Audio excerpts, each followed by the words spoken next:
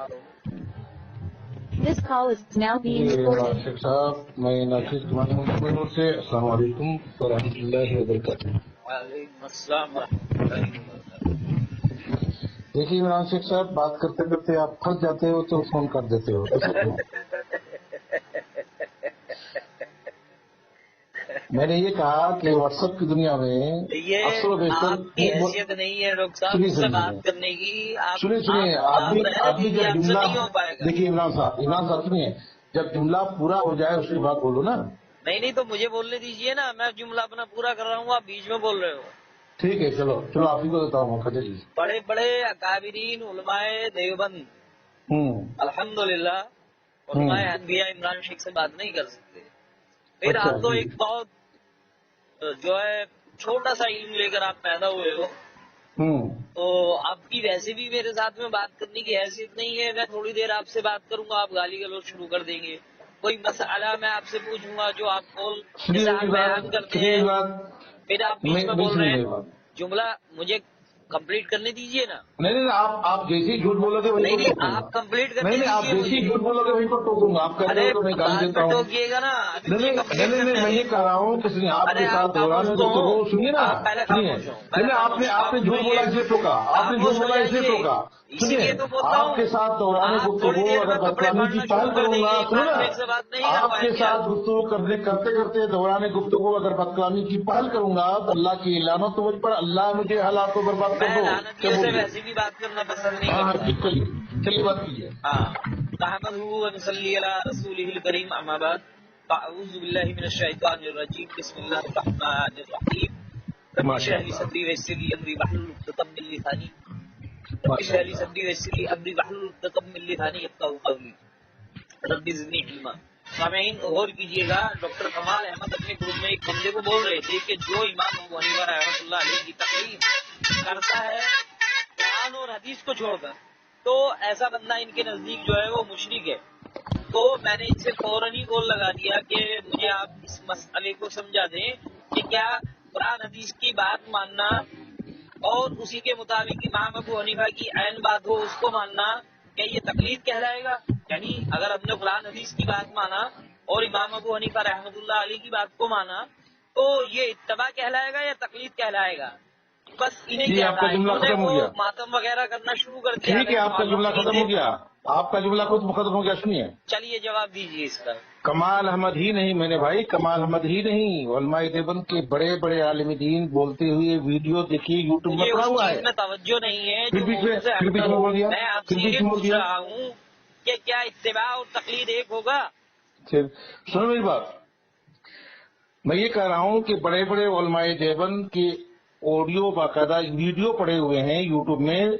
जैसे पाकिस्तान के तारिक मसूद साहब बोलते हुए नजर आ रहे हैं कि हदीस और कुरान का नस मौजूद होने के बाद भी हदीस और कुरान के खिलाफ जाकर अबू हनीफा रहमतुल्लाह अलैह की कोई तकलीद करेगा वो इस्लाम से खारिज हो जाएगा, क्योंकि इताअत नबी की होगी, अबू हनीफा की नहीं। अच्छा, वही तो सवाल है, आपसे आपको समझ नहीं रहा। कोई मसला है, मिसाल के तौर पर कोई बंदा है, उसने अपने बाप की बीवी से निकाह किया, फिर उसके बाद में उसने जिना किया, तो इस मसले में जो है कुरान और सुन्नत से नस साबित है, क्योंकि अल्लाह रब्बुल इज्जत ने मना फरमाया कि तुम अपने बाप की बीवियों से निकाह मत करो। तो कलाम पाक में अपनी बहनों से, खालाओं से, फूफियों से बहुत सारी एक लिस्ट अल्लाह रब्बुल इज्जत ने बयान की। बाकी आप किसी से भी कर सकते हैं, जो रह गया है वो हदीस शरीफा में आ गया, आप अलैहिस्सलाम ने उसके बारे में फरमा दिया। लेकिन हनफिया के नजदीक क्या है कि अगर कोई बंदा अपने बाप की बीवी से यानी अपनी मोहरमात अब्दिया से निकाह कर लेता है, फिर उसके साथ में जिना कर लेता है, तो ऐसे बंदे पर कोई शरई हद नहीं है। इमाम अबू हनीफा रहमतुल्लाह अलैह ने उस सजा का जो अल्लाह के रसूल सल्लल्लाहु अलैहि वसल्लम ने ऐसे शख्स के लिए मुतय्यन की थी जिसने अपने बाप की बीवी से निकाह किया था, ऐसे शख्स को गर्दन मारने का हुक्म दिया। इस सजा का इनकार करते हुए इमाम अबू हनीफा रहमतुल्लाह अलैह कहते हैं कि ऐसे शख्स पर जो है वो हद नहीं लगेगी, बल्कि उसको ताजीर दिया जाएगा। और हनफिया में जो ताजीर है वो कम से कम 3 कोड़े हैं। यानी अगर कोई बंदा अपने बाप की बीवी से, अपनी माँ, बहन, बेटी, कॉल क्यों काटा आपने? जी This call is now being recorded. आपने कॉल क्यों काटा? अल्लाह की लानत हो मुझ पर अगर मैंने कॉल काटा है तो। अल्लाह मुझे हलाकों पर बात कर दो मैंने अगर फोन काटा है तो। हाँ, तो बात ये चल रही थी। नहीं सुनिए वो रिकॉर्डिंग मिट गई। सुनिए वो रिकॉर्डिंग मिट गई। नहीं सुनेंगे ना आप? नहीं फिर से बोलिए, दोबारा फिर से बोलिए, शुरू कीजिए। वही बोल रहा हूँ मैं। आप एक बंदे को अपने ग्रुप में उसकी मजम्मत करते हुए ये फरमा रहे थे कि जो बंदा कुरान हदीस को छोड़कर इमाम अबू हनीफा रहमतुल्लाह अलैह की बात को मानेगा तो ऐसा बंदा जो है वो मुशरिक है। तो मैंने आपको कॉल करके ये सवाल किया था कि भाई कुरान हदीस की बात मानना इत्तिबा है या तकलीद है? जाहिर बात है इमाम अबू हनीफा रहमतुल्लाह अलैह भी अगर कोई मसला दे रहे हैं और कुरान हदीस के गैर मुताबिक है वो मसला, तो वो फतवा तो जाहिर बात है वो तो अल्लाह और उसके रसूल की इताअत और इत्तिबा हो गई ना, फिर वो तकलीद कहाँ रही? तकलीद तो ये करते ही उन मसाइल में है जिनमें नुसूस मौजूद नहीं है, जो मसाइल इज्तिहादिया हैं। ऐसे मसाइल में ये तकलीद करते हैं। जी एक सेकंड खामोश रहे। तो मैं आपसे सवाल कर रहा था कि आप कह रहे थे कि उनकी बात को छोड़कर यानी कुरान हदीस को छोड़कर इमाम अबू हनीफा की बात अगर कुरान हदीस के खिलाफ है और कोई बंदा उनकी बात को माने तो ऐसा बंदा मुशरिक है ना? अब यहाँ सवाल ये आएगा कि क्या सिर्फ मसाइल इज्तिहादिया में उनकी बात मानना इसको हम वाजिब कह सकते हैं? क्या ये तकलीद है? और क्या इसको हम इत्तिबा का नाम दे सकते हैं? क्या इसी पर हम अपना पूरा मजहब खड़ा कर सकते हैं? किस पर? कि जिस पर ना कोई सरीह नस मौजूद है, जिसकी कोई ना कतीउद दलाला कहीं से साबित है, ना कतीउद नस वो बात कहीं से साबित है। तो सिर्फ एक कयास पर, कयास भी ऐसा कि आदमी की खुद की राय, उसमें गलती होने के चांसेस बहुत ज्यादा होते हैं क्योंकि आदमी की खुद की राय है और जिसके ताल्लुक से इमाम अबू हनीफा रहमतुल्लाह अलैह को फरमाते थे कि आज मेरी राय कुछ होती है, दूसरे दिन मेरी राय कुछ और होती है। तो मैं आपसे पूछना चाह रहा था, जैसे कि आप इन लोगों की तायद करते हैं, तो आप थोड़ा सा मुझे इसमें थोड़ा वजाहत फरमा दीजिए। सुनिए मेरी बात कर रहा हूँ तो बात कीजिए। मैं ये कह रहा हूँ कि देखिए जिस तरह हदीस बयान की जाती है, सहाबा इकराम बयान करते हैं कि अल्लाह के नबी सल्लल्लाहु अलैहि वसल्लम ने फरमाया, ये अंदाज है ना, तो बात करने का अंदाज यही है ना। तो उसी तरह जब भी बात कीजिए तो कहिए कि कमाल अहमद कह रहा है कि उलमाए देवबंद कहते हैं।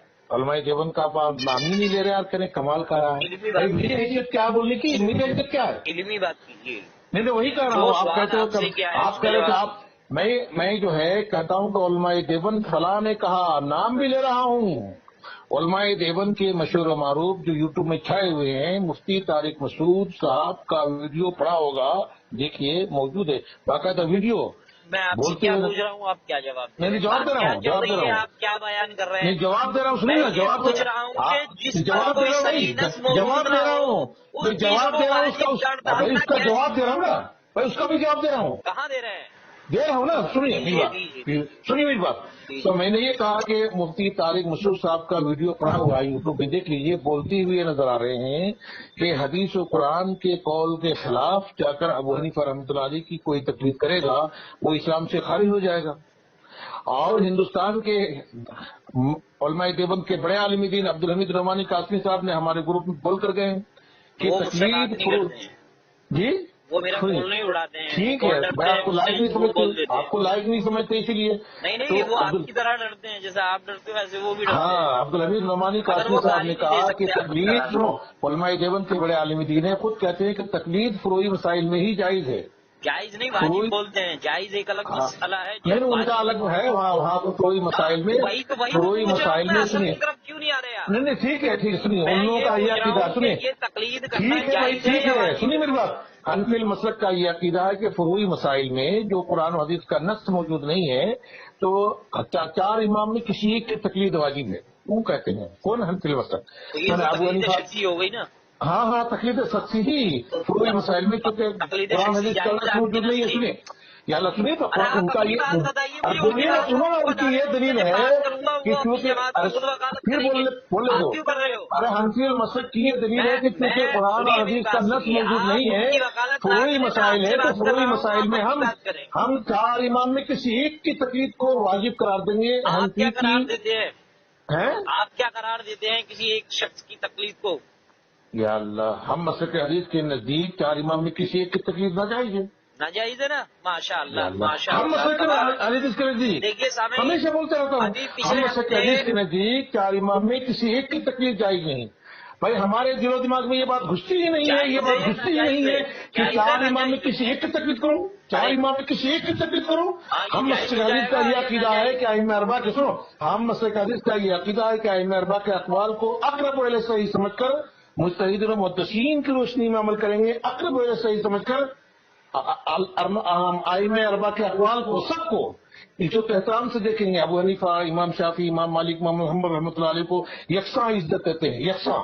اور چاروں ائمہ اربعہ کے اقوال کو حدیث و قرآن کی روشنی میں دیکھتے ہیں، سمجھتے ہیں، مجتہد و محدثین کی روشنی میں پھر عمل کرتے ہیں.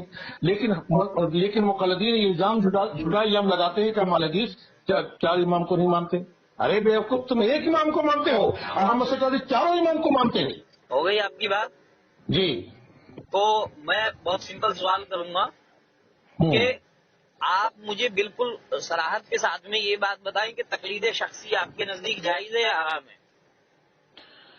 پھر میں نے کہا نا، عالم اسلام کا متفقہ فیصلہ ہے کہ فروعی مسائل میں تقلید جائز ہے. ابھی تو آپ ناجائز بول رہے تھے. ارے یار یا آپ اللہ، ہم مسلک اہل حدیث کے نزدیک، ارے ہم مسلک اہل حدیث کے نزدیک جب ناجائز ہے. آپ اپنے یا آپ کو جب اللہ، اہل حدیث بول رہے ہو تو میں آپ سے بات کر رہا ہوں، آپ اپنا ہاں مطلب تو ہم مسلک اہل حدیث کے نزدیک فروعی مسائل میں بھی 4 امام میں کسی ایک کی تقلید جائز نہیں. جائز نہیں یعنی آپ کے نزدیک ناجائز ہے نا؟ ہاں.